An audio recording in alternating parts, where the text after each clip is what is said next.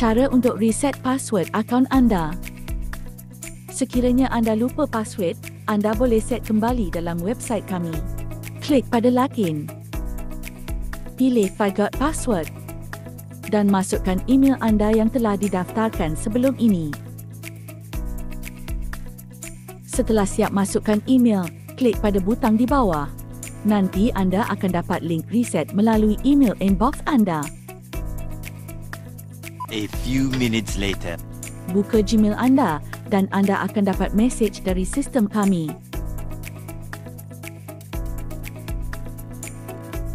Baca panduan yang diberikan dan klik link yang disediakan.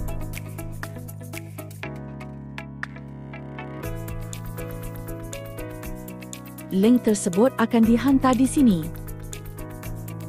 Anda boleh masukkan set password yang baru.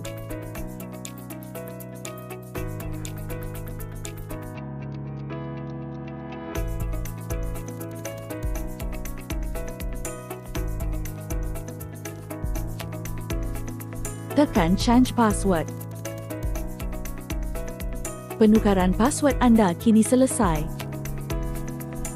Sekarang anda boleh login seperti biasa.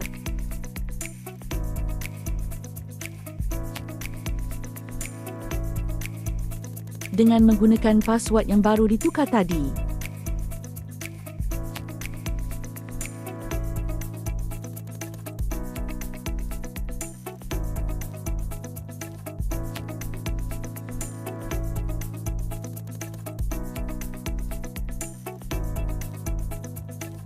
Selesai.